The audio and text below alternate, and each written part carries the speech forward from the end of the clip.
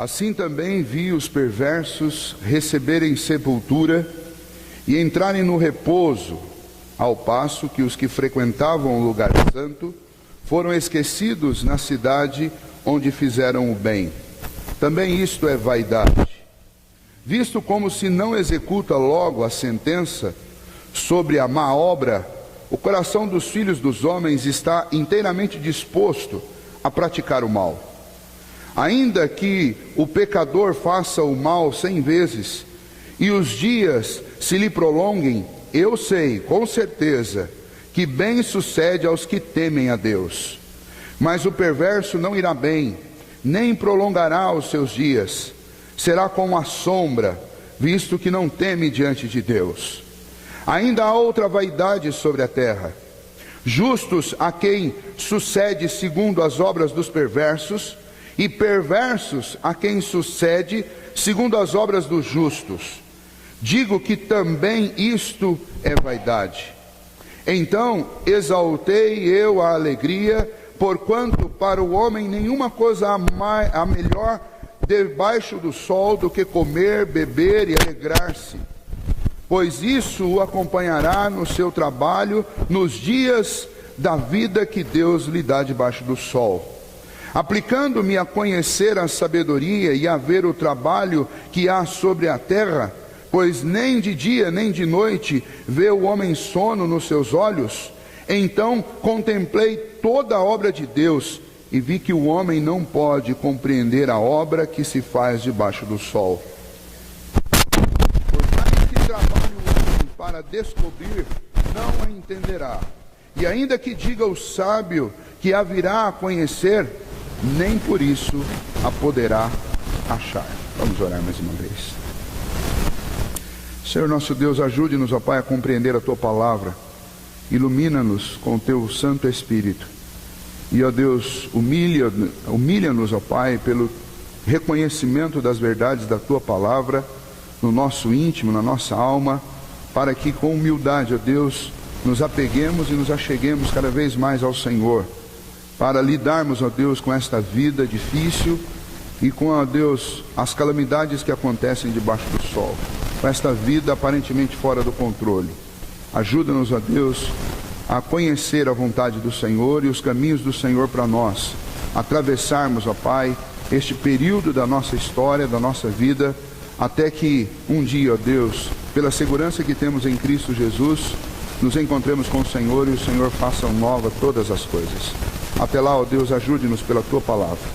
É o que pedimos que o Senhor faça nesta hora com cada um de nós, ensinando-nos e mostrando-nos a Tua vontade para a nossa vida. Em nome de Jesus que oramos. Amém, Senhor. Trabalhando com aquilo que está fora do controle. Este é o tema do capítulo 8 de Eclesiastes. O nosso pregador, que tem semana após semana nos feito encarar questões difíceis da vida, que nós não gostamos de lidar com elas, que nós tentamos a todo custo deixá-las de lado e não olhar e não encará-las de frente. Esse nosso pregador, ele nos convida no capítulo 8 mais uma vez a encarar grandes dificuldades da vida. E agora especialmente ele está falando sobre a vida que aparentemente está fora de controle.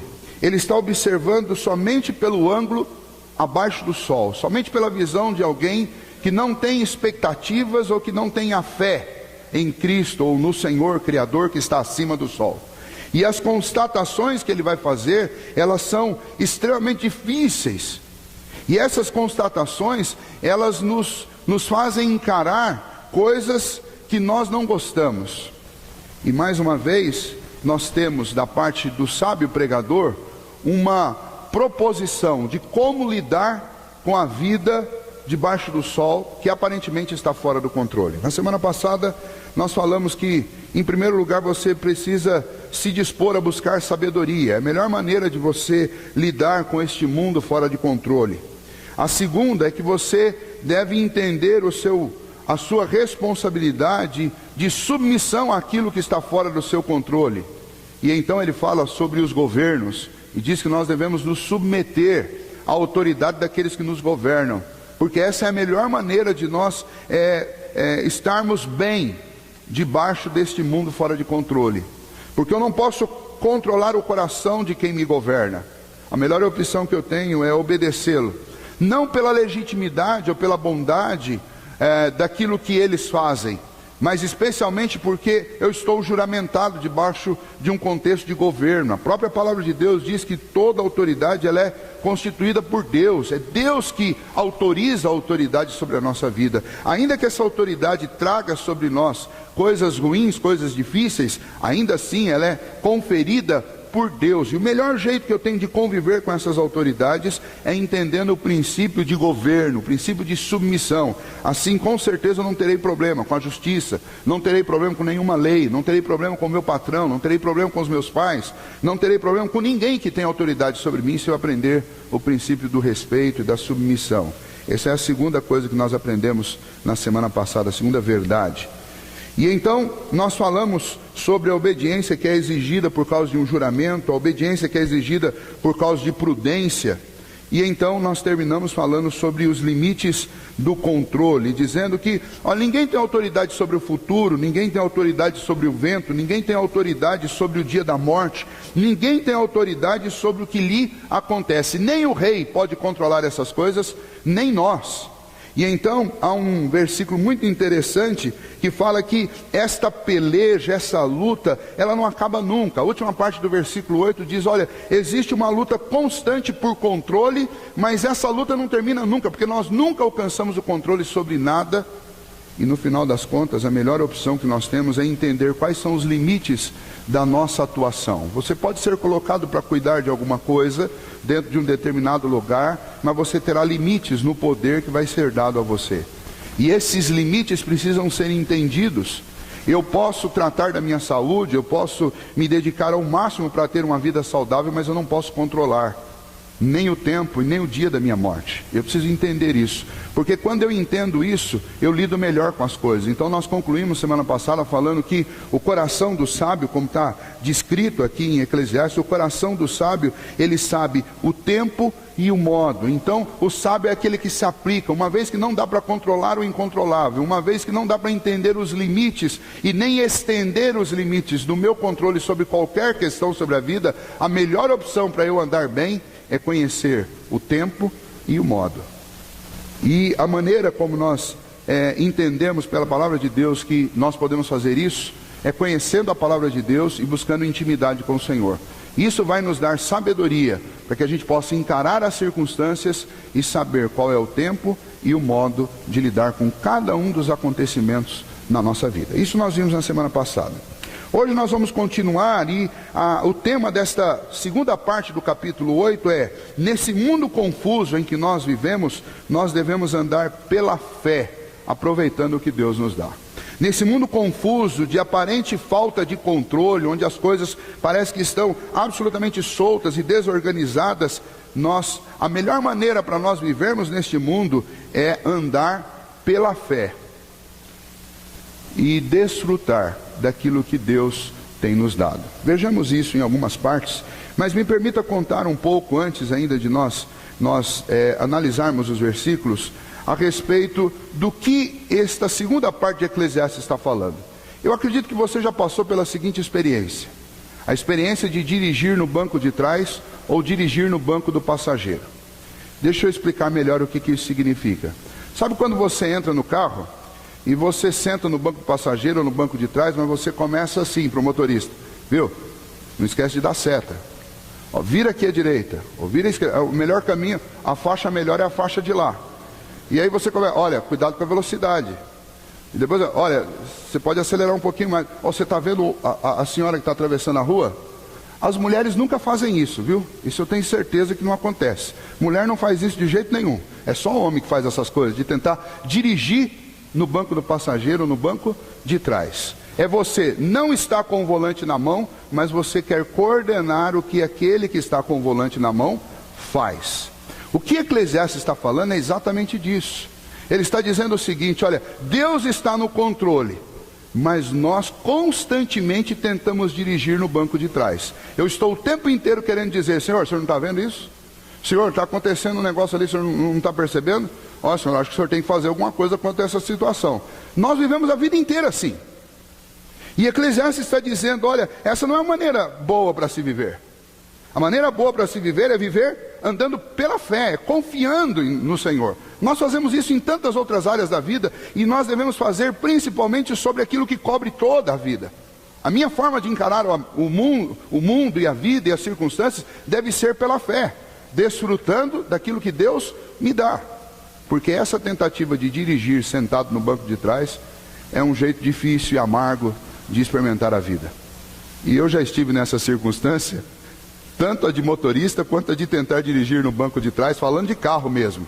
Quando você está com o volante na mão, você se irrita com quem está tentando te dirigir, e você faz exatamente o contrário, a não ser que seja uma situação de vida ou morte. Mas se o sujeito manda você diminuir, você dá uma pisadinha, só para mostrar para ele que quem está mandando no volante é você.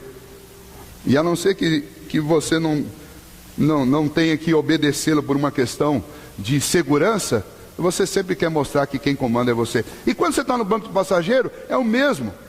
Você não confia em quem está dirigindo, então você fica o tempo inteiro tentando controlá-lo, tentando dizer o que ele está fazendo.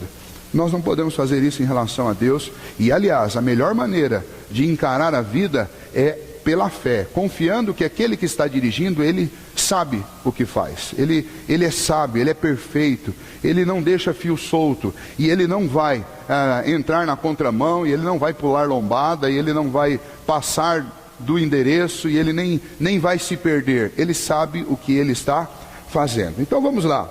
A primeira parte aí, seguindo a partir do versículo 10, nesse contexto que eu acabei de citar para vocês, nós encontramos a partir do versículo 10 uma aparente injustiça. Nesse mundo fora de controle, nós encontramos uma aparente injustiça, e ao olhar para essa aparente injustiça, nós vamos tentar o tempo inteiro resolver este problema, dizendo para o condutor da história se ele não está vendo o que está acontecendo. Essa é a tendência nossa. Parece que a história saiu do controle. Veja só, o versículo 10 diz: assim também vi os perversos receberem sepultura e entrarem no repouso, ao passo que os que frequentavam o lugar santo foram esquecidos na cidade, onde fizeram bem. Também isto é vaidade. O que ele está dizendo? Ele está dizendo que o mundo é um lugar estranho. Ele fala assim, olha, a pessoa que faz coisas ruins, a pessoa perversa, ela é sepultada, e depois que ela é sepultada, parece que todos os atos de perversidão dela são sepultados com ela. E aí alguém lá no velório mesmo vai começar a falar coisas boas sobre essa pessoa. E possivelmente essa pessoa vai ser lembrada por coisas extraordinárias que elas fizeram. E as pessoas que fazem o bem, elas experimentam o contrário. Parece que depois que elas morrem, sempre alguém desenterra alguma coisa ruim a respeito delas. Ou, na melhor das hipóteses, elas vão ser esquecidas completamente. Ninguém vai lembrar do que elas fizeram. É estranho isso, mas o mundo é assim. Eu vou dar alguns exemplos para você. Conta-se a história de que estava um cortejo num sepultamento, e o caixão estava em cima de um caminhão. E enquanto o cortejo ia andando, as pessoas iam passando atrás daquele caminhão, falando coisas extraordinárias sobre o homem que estava lá em cima. E a viúva olhou para um dos filhos e falou assim, sobe lá para ver se é o seu pai mesmo que está lá, porque não é possível. No livro Júlio César de Shakespeare, Marco Antônio faz uma zombaria e diz assim: o mal que os homens fazem vive depois deles, o bem é frequentemente sepultado com os seus ossos. Salomão está dizendo o contrário. Salomão está dizendo, não é assim não. É o contrário. O mal que as pessoas fazem parece que é sepultado com elas. Aliás, perdão, o mal que as pessoas fazem, isso mesmo, o mal que as pessoas fazem é sepultado com elas. E parece que a morte as redime. E o bem que as pessoas fazem, simplesmente ele é esquecido, ele vira vapor, ele vira vaidade. E ninguém lembra mais disso. Mas parece que depois da morte dos homens bons, todo mundo resolve descobrir alguma coisa podre sobre a vida deles. Deixa eu dar um outro exemplo para vocês. Você conhece muito bem e sabe quem é Cristóvão Colombo, descobridor do Novo Mundo. Ele estava em direção à Índia, mas ele descobre a América. E então o que acontece? Depois da morte de Cristóvão Colombo, ele foi tido como um herói. Ele é reconhecido como um herói, como o grande descobridor. Mas você quer saber um pouquinho sobre Cristóvão Colombo? Deixa eu citar algumas coisas que você pode encontrar em qualquer site por aí, de pesquisa sobre Cristóvão Colombo. Vou citar para vocês pelo menos 6 coisas importantes sobre Cristóvão Colombo, que você provavelmente nunca ouviu. Primeiro, ele sequestrou os índios e os levou contra a vontade deles para a Europa. Segundo, ele exigiu ser elevado à posição de governador de todo o território que descobriu, mesmo sendo um péssimo governador. Terceiro, ele estabeleceu um tributo anual em ouro dos índios, com ameaça de castigo de escravidão na própria terra daqueles índios que ele encontrou. Terceiro, no espaço de 2 anos, ele levou 1/3 da população da Índia à morte, aproximadamente 100 mil. 100 mil habitantes da Índia foram mortos por Cristóvão Colombo. Quinto, depois de 15 anos, a população inteira foi reduzida, da Índia, foi reduzida de 300 mil para 20 mil índios. Será que este homem era um homem bom? Sexto, quando ele foi deposto do governo, ele se rebelou contra a autoridade do rei e da rainha da Espanha, que lhe tinham instalado, e somente desistiu quando foi definitivamente preso. Ninguém conta que Cristóvão Colombo terminou a vida dele preso. E aí existem outras questões sobre Cristóvão Colombo, livros que contam a respeito da vida dele, dizendo que ele era uma pessoa extremamente maléfica, ele era terrível, ele era cruel, mau caráter. Mas você nunca, antes de hoje, possivelmente, nunca ouviu falar nada de ruim sobre Cristóvão Colombo. Por quê? Porque a história faz isso. Essa história debaixo do sol, ela aparentemente é uma história fora de controle. As coisas parecem estar absolutamente soltas e há uma aparente injustiça aqui que nós não compreendemos. Gente má é louvada e gente boa é execrada. É o contrário, parece que o mundo virou de perna para o ar. Mas é exatamente isso que aconteceu. O pecado fez isso com a nossa história.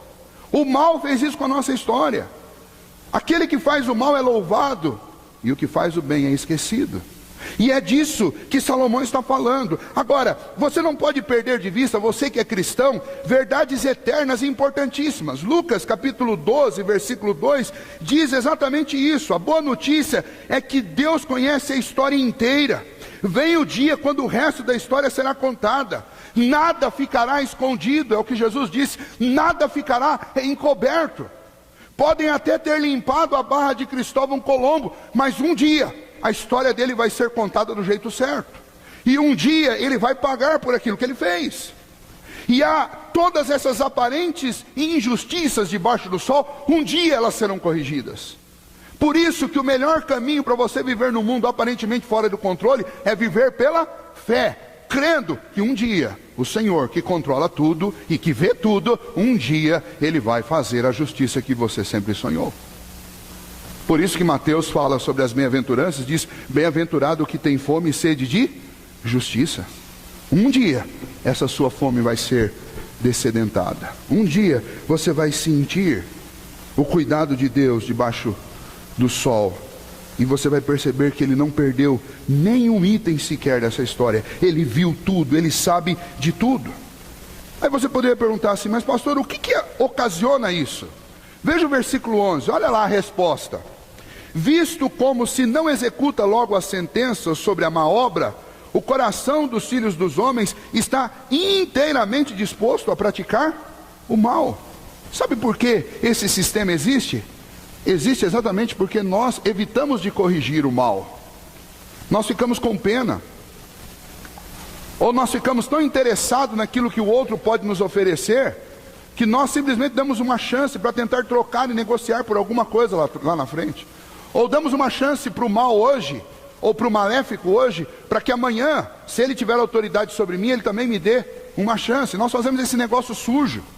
Isso acontece na esfera do poder político, isso acontece na esfera do poder eclesiástico, isso acontece na família. É uma constante troca maléfica de favores. Você deixa de executar a justiça, e quando a gente deixa de executar a justiça, sabe o que acontece? As pessoas se animam a fazer o mal. Então essa aparente injustiça debaixo do sol é exatamente por isso. E alguém vai dizer assim: viu, o senhor não está vendo? E vai dizer: olha, se Deus punisse logo, as pessoas ficariam com medo. Deus sabe o tempo e o modo de fazer as coisas, e Ele fará. Mas no que tange a você e naquilo que você pode fazer, a disciplina tem que ser algo exercido, executado no tempo certo. Porque quando a gente não faz isso, as pessoas vão se animando a fazer o mal. Líderes precisam ser, em alguns momentos, extremamente incisivos, porque se eles não forem, as pessoas vão se desanimar em respeitá-los e segui-los. O pai precisa de vez em quando usar a vara, porque se ele deixar o filho levá-lo na conversa o tempo inteiro, se ele falar, hoje eu te pego, e não pegar, hoje você vai apanhar porque você fez isso, e não bater, o que vai acontecer com o tempo é que você vai cair no descrédito, e ele vai se animar a fazer o que é errado, e o que você proíbe. Por quê? Porque você não está dando a justiça na hora que você deveria dar. Mas com Deus não é assim. Nós não sabemos o tempo, mas Deus sabe. E Deus não vai ter por inocente ninguém. Ninguém. E Deus vai corrigir o que a história não teve a coragem e a capacidade de corrigir. Tem aquele ditado que diz que o vencedor é que conta a história sempre. E é verdade. O vencedor de uma guerra conta como foi essa guerra. E nem sempre ele conta do jeito certo. Mas um dia, Deus vai olhar para essa história, vai corrigi-la e vai contá-la do jeito certo. E nesse dia a visão nossa de mundo vai ser diferente. Esse aparente descontrole, essa aparente injustiça, ela vai sumir da nossa mente. Nós veremos, não, havia sim, Deus estava corrigindo todas as coisas, e Deus as corrigiu no tempo certo, e Deus ainda está corrigindo algumas, porque Ele sabe o melhor jeito de fazer isso. Mas um segundo aspecto está a partir do versículo 12.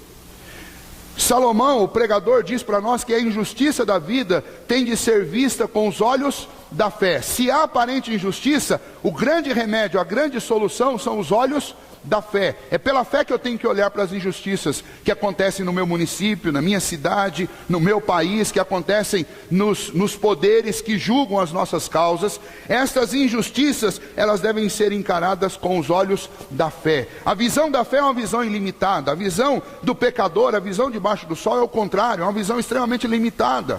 E então o que Salomão está dizendo, veja aí a partir do versículo 12 é: ainda que o pecador faça o mal 100 vezes, os dias se lhe prolonguem, eu sei, com certeza, que bem sucede aos que temem a Deus. Mas o perverso não irá bem, nem prolongará os seus dias, será como uma sombra, visto que não teme diante de Deus. Ou seja, a visão do homem que teme a Deus enxerga um pouquinho além da vida debaixo do sol. E esse homem está encarando a vida da seguinte perspectiva: olha, debaixo do sol pode até haver essa aparente injustiça, mas eu estou olhando para a eternidade. E quem vê a vida com a eternidade em mente, sabe muito bem que haverá um fim, um dia marcado para encerrar as injustiças. E é isso que ele está dizendo: olhe para a vida e entenda o seguinte: ainda que estes homens vivam 100 vezes mais do que eles estão vivendo, ainda que os dias deles se prolonguem por 100 anos ou mais, ainda que a vida deles seja longa e aparentemente próspera, as injustiças deles vão clamar contra eles e eles não irão bem. E quando ele fala de bem aqui, ele não está falando de bem debaixo do sol, ele está falando de bem acima do sol. E nós nos preocupamos demais com esses 60, 70 ou 100 anos aqui debaixo do sol. E nós ficamos incomodados demais e às vezes deixamos-nos amargurar pela vida e pelas injustiças debaixo do sol. Mas o que o pregador está dizendo para mim e para você: pare de olhar a injustiça debaixo do sol. Olhe o resultado dela na eternidade, porque quem está praticando essas injustiças todas aqui não irá bem na eternidade. Lembra do Salmo 1? O Salmo 1 fala sobre o justo e o ímpio. E ele está dizendo o quê? Que o justo, esse aí vai se alegrar no dia do Senhor, lá no fim. Ele, por ter o seu prazer na lei do Senhor, ele vai louvar e adorar a Deus na congregação dos justos. Mas o que fala a respeito do ímpio? O ímpio não prevalecerá na congregação dos justos. Ele está dizendo assim: olha, o ímpio pode até prevalecer aqui, mas quando chegar o dia de Deus reunir a sua igreja, o seu povo, ele não vai estar lá. Ele vai ser punido. E Salomão está dizendo assim: não se preocupe demais com as impunidades e com as injustiças daqueles que praticam perversidade. O dia deles está preparado. Olhe pela fé para o futuro. Pela fé, olhando para o futuro, você que teme a Deus tem esperança.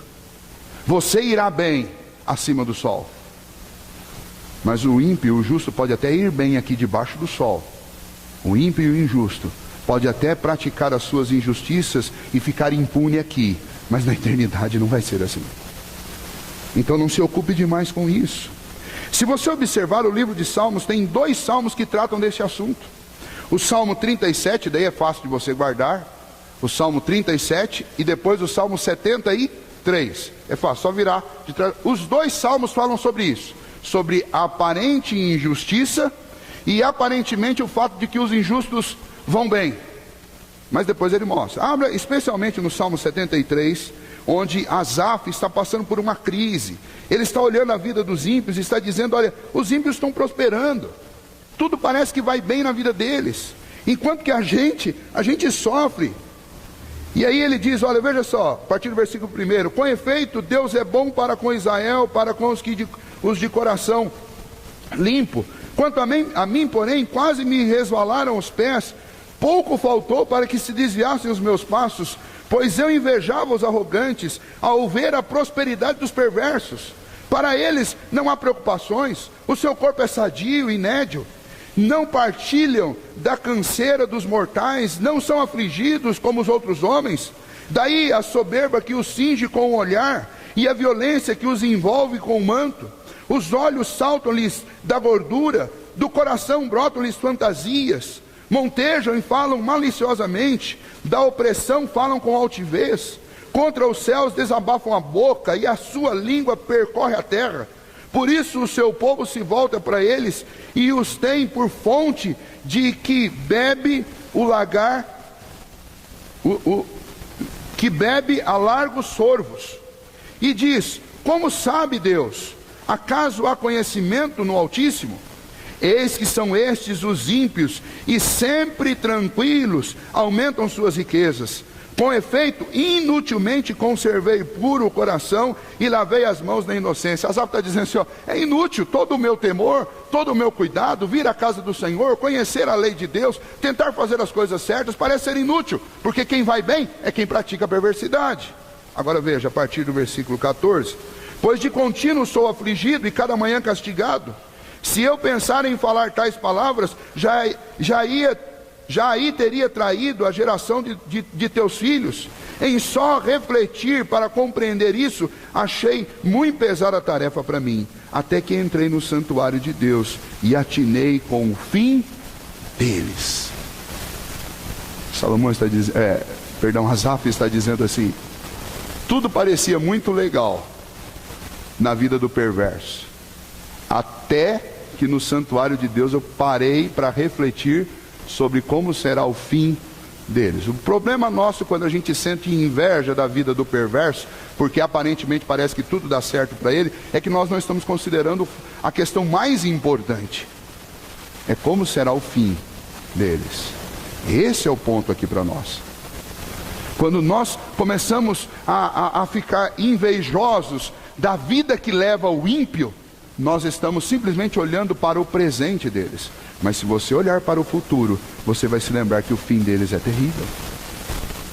Esse é o grande problema nosso, porque nós estamos acostumados e viciados a encarar a vida e avaliar a vida somente pelo ângulo dos 70, 80 anos que nós vamos viver aqui.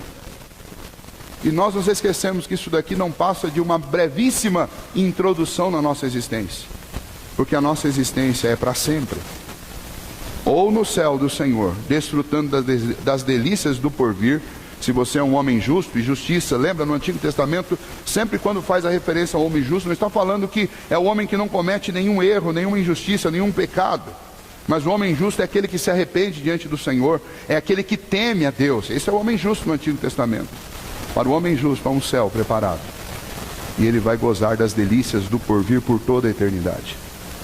Para o homem ímpio há um castigo preparado, e ele vai sofrer este castigo por toda a eternidade. Então Asaf, quando ele volta-se para a casa do Senhor, ele percebe, não, tudo bem, eu posso não ter ouro, eu posso não ter muita gente me bajulando, eu posso não ter uma grande casa, eu posso não ter a saúde que o ímpio tem, mas eu sei de uma coisa: eu vou viver uma vida perfeita para sempre na eternidade, por causa do Senhor. E os ímpios, todo esse conforto deles aqui não significa nada porque são apenas 70, 80 anos.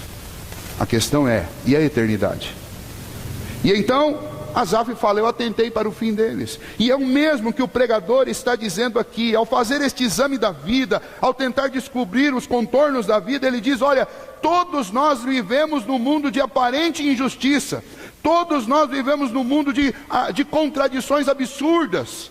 Mas se nós vivermos focados neste mundo, nós vamos fazer uma avaliação equivocada. Mas se nós olharmos com os olhos da fé para a realidade desta vida e para aquilo que o nosso Deus nos prometeu, nós vamos então atravessar melhor a vida, porque nós vamos entender que o que conta não é o que se faz agora, mas é como eu vou viver a eternidade. É isso que conta. Então não se iluda com as aparentes injustiças, com a aparente prosperidade do ímpio, porque isso tudo acaba aqui.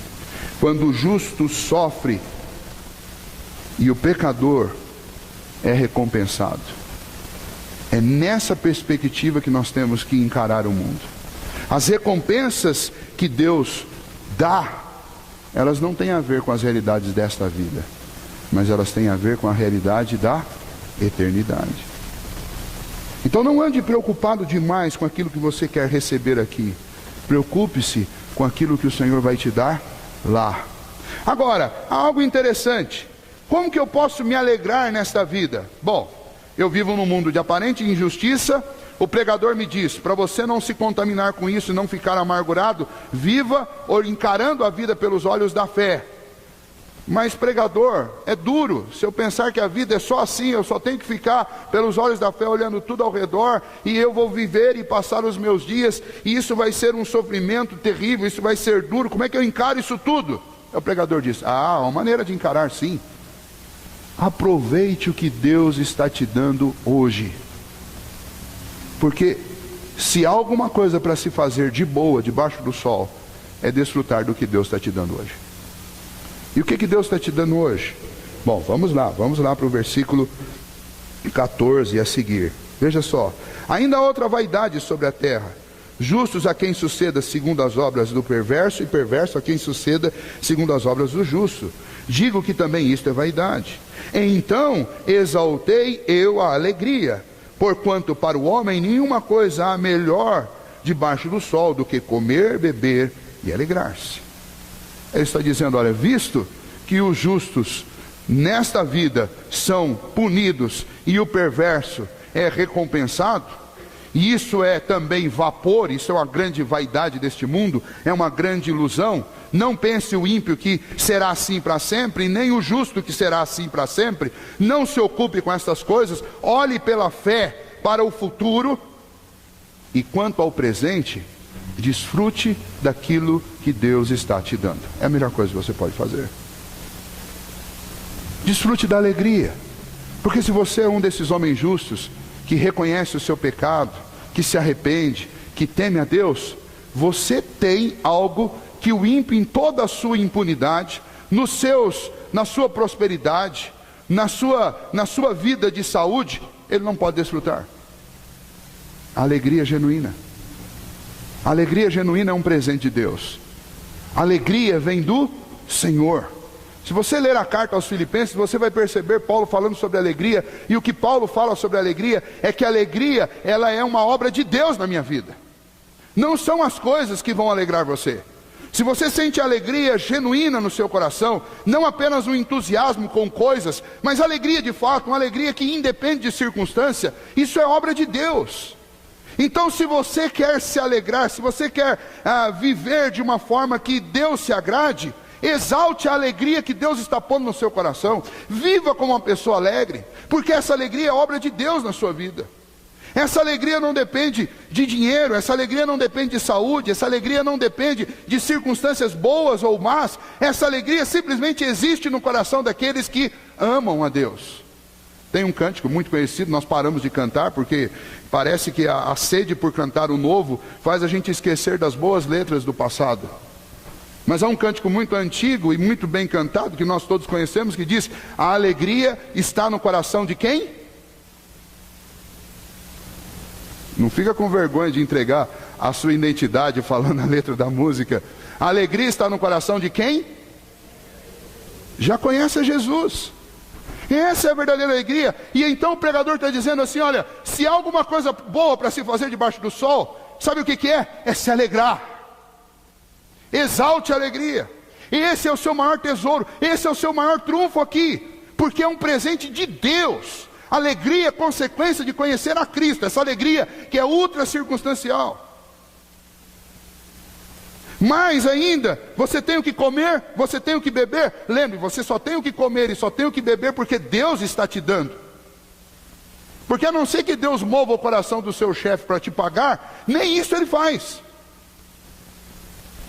E a gente sabe disso.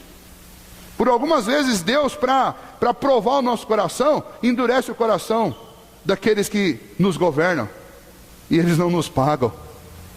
Eu acredito que todo mundo aqui já passou por uma circunstância de trabalhar para alguém e não receber, de passar 2, 3 meses esperando receber uma coisa que você nunca recebe, de vender coisas para gente que não vai te pagar.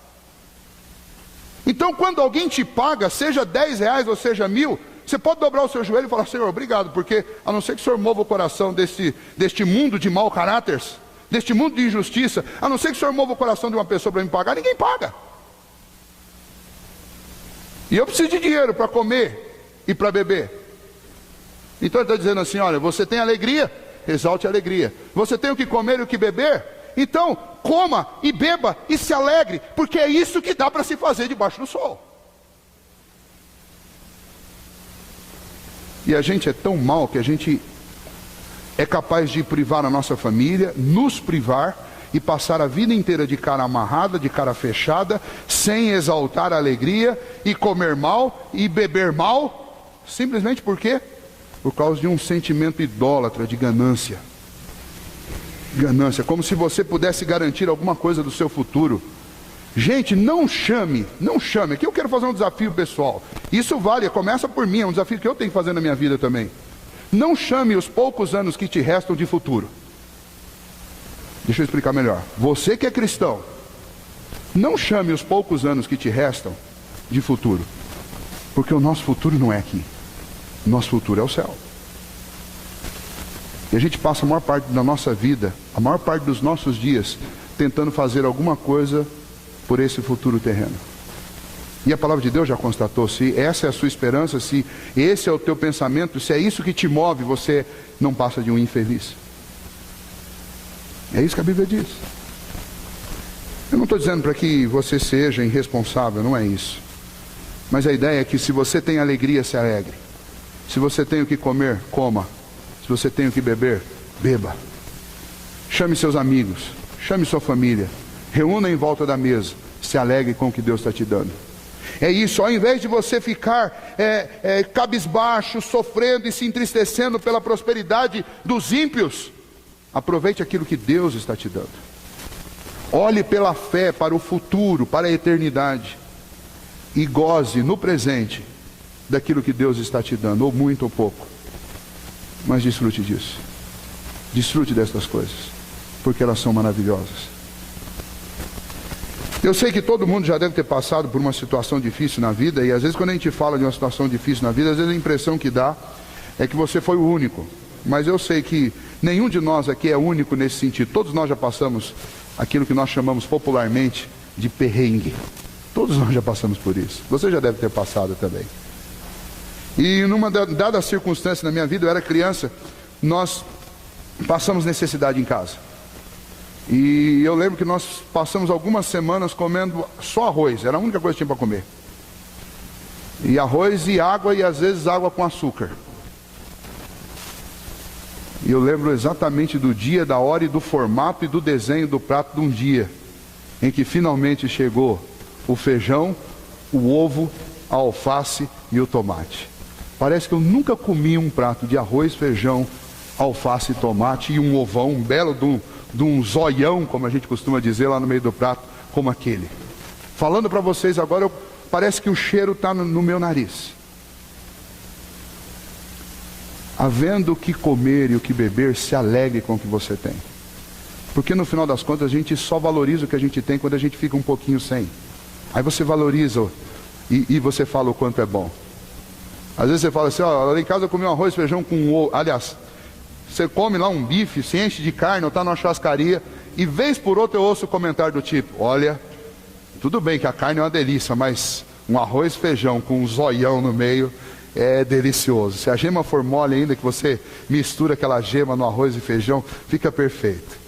Se você quiser me convidar para comer um arroz e feijão com ovo na sua casa hoje, eu aceito. Havendo com o que comer e o que beber, e tendo no coração a alegria, que é resultado de você conhecer a Jesus, se alegre, coma e beba. É isso que dá para se fazer debaixo do sol. É assim que nós cristãos devemos reagir e viver debaixo da aparente falta de controle. Os debates, as brigas dialéticas entre nós, por causa de partidos políticos, por causa de opiniões sobre economia, essas coisas são pura vaidade. É tudo vaidade, porque não vai mudar. O que vai mudar este mundo é o dia final, quando o Senhor vai concluir todas as coisas. Veja só, eu quero terminar lendo para vocês o versículo 16 e 17. O pregador diz, aplicando-me a conhecer a sabedoria e a ver o trabalho que há sobre a terra, pois nem de dia nem de noite vê o homem sono nos seus olhos, então contemplei toda a obra de Deus e vi que o homem não pode compreender a obra que se faz debaixo do sol. Sabe o que o pregador está dizendo assim? Ó, não tenta entender. Não tenta entender por quê? Primeiro, você não vai conseguir. Então você vai se ocupar disso, você vai se amargurar com isso, você vai sofrer com isso, e no final das contas, sabe o que vai acontecer? Nada. Você vai continuar sem poder saber. Todo o trabalho que se faz debaixo do sol está debaixo do governo de Deus. Deus sabe o que está fazendo, isso que o pregador. Você não precisa saber. Apenas você precisa crer que Deus sabe o que Ele está fazendo. Essa é a última parte do texto. Creia, confie que Deus sabe o que está fazendo. Você está sentado no banco de trás desse carro, mas Deus está no volante. Você não precisa tentar entender o caminho que Deus está fazendo. Você não precisa dizer para Deus por onde Ele deve passar. Você não precisa lembrar a Deus das regras que regem o universo, porque Ele é o autor delas. Apenas confie no que Deus está fazendo. E tentar conhecer isso é uma obra sem fim e sem resultado também. A segunda parte do versículo 17. Por mais que trabalhe o homem para descobrir, não a entenderá. E ainda que diga o sábio que a virá a conhecer, nem por isso a poderá achar. Está dizendo assim, olha, toda a ciência que tenta compreender o universo é uma grande vaidade, porque não vai entender, não vai compreender. Toda religião que tenta ensinar e compreender o universo também não vai conseguir, não vai entender. Como é que eu vivo então?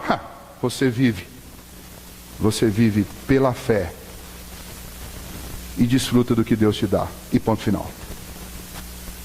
É assim que nós lidamos com o mundo aparentemente fora de controle. Que Deus nos ajude a entender isso, que assim nós vivamos e desfrutemos nesse tempo daquilo que Deus está nos dando, com gratidão no coração e com alegria. Não deixe que o incômodo com o ímpio tire a paz do seu coração. E eu acredito que eu não estou sozinho nessa. Eu já perdi a paz e já perdi o sossego e já me inquietei muito por causa das obras dos ímpios, principalmente aquelas que me afetam e que me atacam. É terrível. Eu disse para vocês uma vez aqui no estudo, acho que de quarta-feira, não sei se todos dão um presente, que a minha vida e a vida da Cibele durante um tempo parece que ficou congelada no tempo e no espaço, enquanto a gente ficou durante pelo menos aí uns 10 anos esperando todos os dias alguma notícia sobre um processo, para receber aquilo que não quiseram pagar para ela, quando uma escola onde ela trabalhou durante 11 anos, sim, 11 anos, faliu. E eles faliram da pior maneira possível. Eles contrataram uma empresa para falir, um monte de laranja, para dar o calote em todo mundo, numa escola gigante. E todo mundo entrou na justiça. E de vez em quando eles resolvem fazer acerto com um ou com o outro. Mas a vida da gente congela quando a gente põe o coração na necessidade de justiça. E a gente se amargura com a injustiça. E você fica ali tentando, esperando que alguma coisa vai acontecer. Você não consegue pensar em mais nada. É terrível isso. De uns anos para cá a gente esqueceu disso. E foi a melhor coisa que aconteceu na nossa vida, foi esquecer disso. Porque enquanto você fica lembrando, você não faz mais nada. Enquanto você fica indignado com o aparente descontrole debaixo do sol, você não faz mais nada. Você só fica desfrutando desse espetáculo nefasto, do perverso se dando bem e do justo se dando mal. O que o pregador está dizendo? Tira os seus olhos desse negócio. Põe os teus olhos na eternidade. Põe os teus olhos lá. Porque lá na eternidade há segurança para você. Desfrute do que Deus está te dando hoje. Se é pouco, mas é o suficiente, se alegre. Se alegre porque a alegria, ela tem que vir do Senhor e não das circunstâncias. Confie no Senhor. E quanto ao mais, não tenta entender. Você não vai conseguir. Você não vai. O máximo que a gente consegue, como o pregador disse, é ser sábio para entender o tempo e o modo.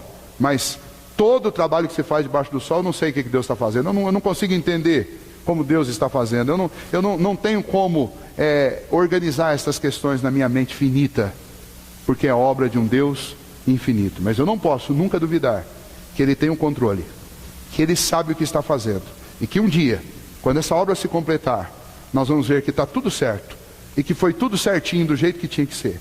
Nesse dia nós vamos nos alegrar também com o Senhor, pelo resultado final da sua obra.